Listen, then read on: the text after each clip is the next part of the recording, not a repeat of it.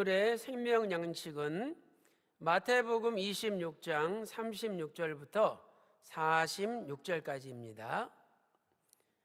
마태복음 26장 36절부터 46절까지 봉독하겠습니다.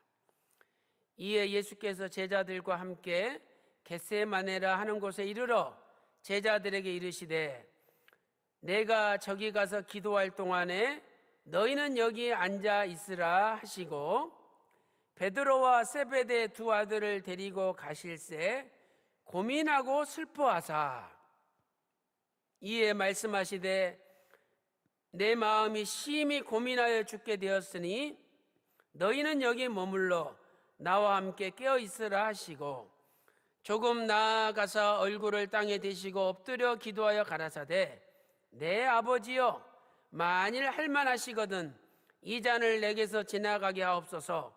그러나 나의 원대로 마옵시고 아버지 원대로 하옵소서 하시고 제자들에게 오사 그 자는 것을 보시고 베드로에게 말씀하시되 너희가 나와 함께 1시 동안도 이렇게 깨어 있을 수 없더냐.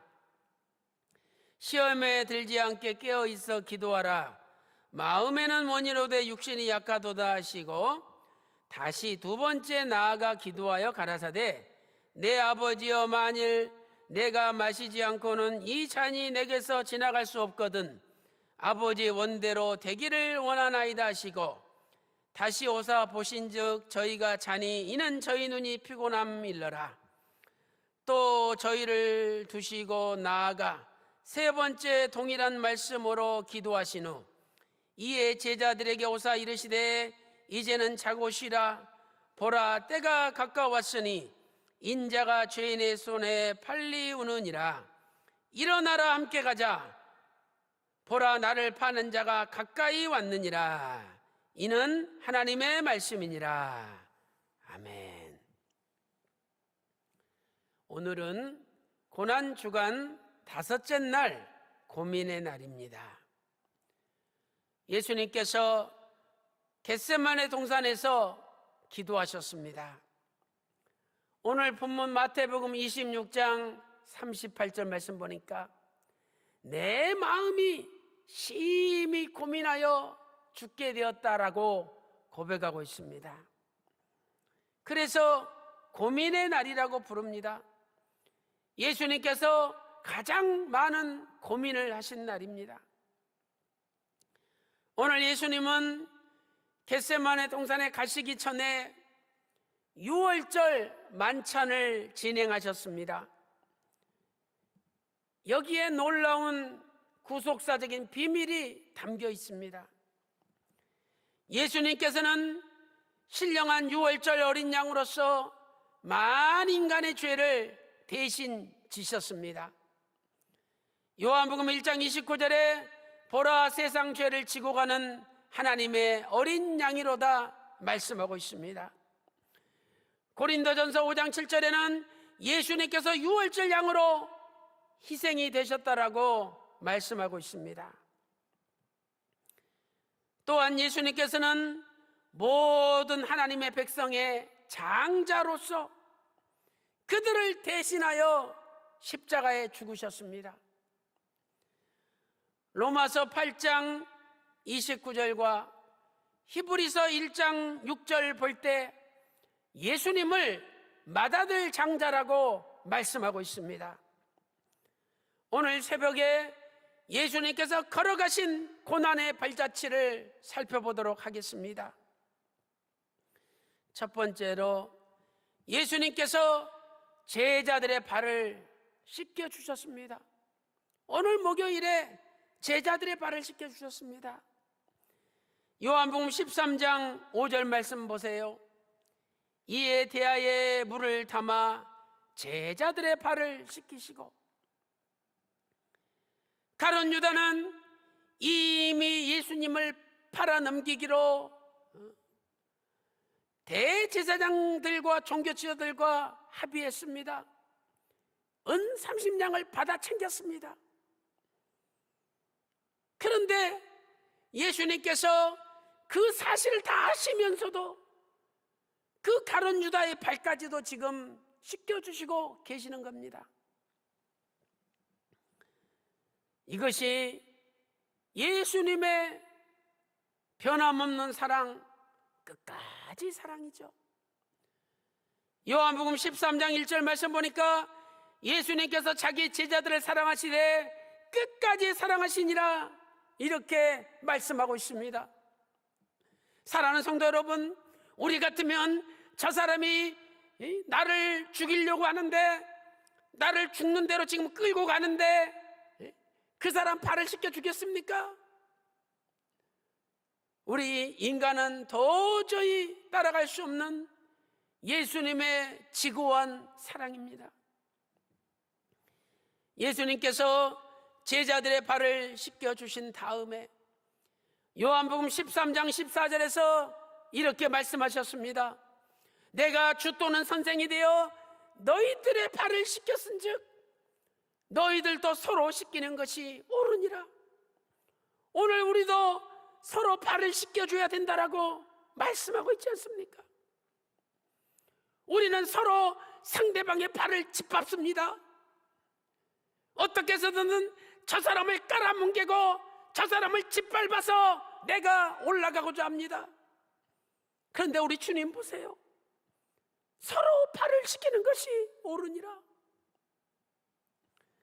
요한복음 13장 15절 말씀 보니까 내가 너희에게 행한 것 같이 너희도 행하게 하려 하여 본을 보였노라. 예수님이 본을 보이셨습니다. 그럼 우리도 그 본을 따라가야 되는 것이죠.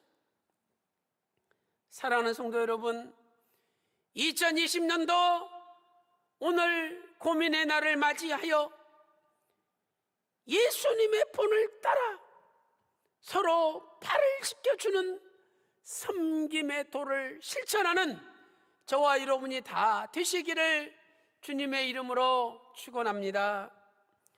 두 번째로, 최후의 만찬에서 떡을 떼시고 잔을 나누셨습니다. 예수님께서 제자들과 마지막 만찬을 가지셨습니다. 떡을 떼시고 포도주 잔을 나누시는 의미가 무엇입니까? 첫 번째로 떡은 예수님의 몸을 나타냅니다. 예수님의 몸을 나타내죠. 마태복음 26장 26절 말씀 보세요. 예수께서 떡을 가지사 축복하시고 떼어 제자들을 주시며 가라사대 받아 먹으라, 이것이 나의 몸이니라 말씀하고 있습니다. 이것은 떡을 떼듯이 예수님 몸이 십자가에 달려 온몸에 채찍에 맞으시고 양손 양발에 못이 박히시고 이리저리 찢기실 것을 나타냅니다. 두 번째로, 잔에 담긴 포도주는 예수님의 피를 나타냅니다. 마태복음 26장 27절에서 또 잔을 가지사 사례하시고 이것을 마시라. 28절 말씀 보니까 이것은 나의 피 곧 언약의 피니라. 예수님의 피는 많은 사람을 위하여 흘려야 되는 언약의 피라고 말씀하고 있습니다. 사랑하는 성도 여러분, 우리 대신 십자가에 달리셔서 피를 흘리신 예수님의 대속이 없이는 우리는 절대로 죄사함을 받을 수가 없습니다. 우리 손이 죄를 지었다고 작두로 아무리 자른들, 우리 손이 죄를 지었다고 불에 태워 태평양 바다에 뿌린다 할지라도 우리 죄는 없어지지 않습니다. 에베소서 1장 7절 말씀 보니까 그의 피로 말미암아 구속 곧 죄사함을 받았다라고 말씀하고 있습니다. 사랑하는 성도 여러분, 예수님의 피를 떠나면 절대로 구속이 없습니다. 예수님의 십자가의 피는 우리를 영원한 승리로 인도하십니다. 골로새서 2장 15절에 십자가의 피로 승리하셨느니라 선포하고 있습니다. 아무리 코로나 바이러스가 창궐한다 할지라도 십자가의 피를 이길 수가 없습니다. 십자가의 피는 모든 바이러스를 다 멸망시키고도 남음이 있습니다. 오늘도 이 어려운 시기에 오직 예수의 십자가의 피를 붙잡고 영원히 승리하시기를 주님의 이름으로 축원합니다. 결론적으로 예수님께서는 겟세마네 동산에서 기도하셨습니다. 겟세마네 동산은 감람산 서쪽의 경사진 동산이죠. 그 뜻은 쥐어짜다라는 뜻입니다. 그곳에서 감람유를 짰기 때문에 유래된 말씀입니다. 그러나 이것은 주님께서 만인간의 죄를 걸머지시고 자신의 모든 걸 쥐어짜며 기도하실 것을 나타냅니다. 누가복음 22장 44절 말씀 보세요. 예수께서 힘쓰고 애써 더욱 간절히 기도하시니 땀이 땅에 떨어지는 핏방울 같이 되더라라고 말씀하고 있습니다. 예수님께서 겟세마네 동산에서 3번 기도하셨습니다. 첫 번째 기도하실 때 제자들을 책망하셨죠. 마태복음 26장 40절 말씀 보니까 나와 함께 1시 동안도 껴있을 수 없더냐. 예수님은 땀이 땅에 떨어지는 빗방울같이 기도하시는데 제자들은 다 졸고 있었습니다. 그래서 너희가 1시 동안도 나와 함께 깨어 기도할 수 없더냐 책망하신 것입니다. 두 번째 또 기도하시고 제자들에게 오셨습니다. 이때는 예수님께서 침묵하셨습니다. 마태복음 26장 오늘 본문 42절부터 43절에 말씀하고 있습니다. 또한 마가복음 14장 40절 말씀 보세요. 현대인의 성경은 이렇게 번역하고 있습니다. 마가복음 14장 40절 돌아와 보니 제자들이 몹시 피곤하여 또 자고 있었다. 아까도 잤는데 또 자고 있었다. 그들은 예수님을 보고 몸둘 바를 몰랐다. 이렇게 말씀하고 있습니다. 세 번째 기도에서는 예수님께서 기도하신 다음에 돌아오셔서 제자들에게 이제는 자고 쉬라. 때가 가까우니라. 인자가 죄인의 손에 팔리우리라 말씀하셨습니다. 마태복음 26장 45절에서 말씀하고 있습니다. 사랑하는 성도 여러분, 우리는 이 예수님의 모습과 제자들의 모습을 보면서 예수님께서 제자들에게 기도하셨던, 기대하셨던 그 마음들이 점점 충족되지 않고 무너지는 것을 볼 수가 있습니다.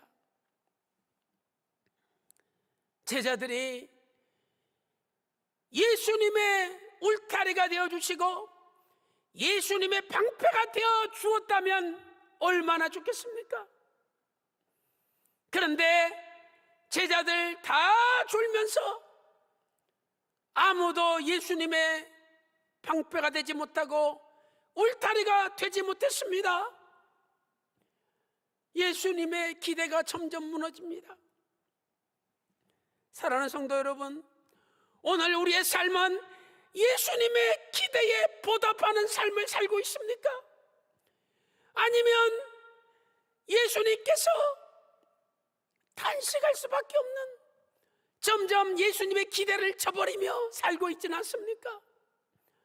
오늘 주시는 말씀을 깊이 마음에 새기는 가운데 우리의 남은 생에는 주님의 기대를 저버리는 인생이 아니라 주님의 기대, 아버지 하나님의 간절한 기대에 보답하는 삶을 사는 저와 여러분의 남은 인생이 되시기를 주님의 이름으로 간절히 축원합니다.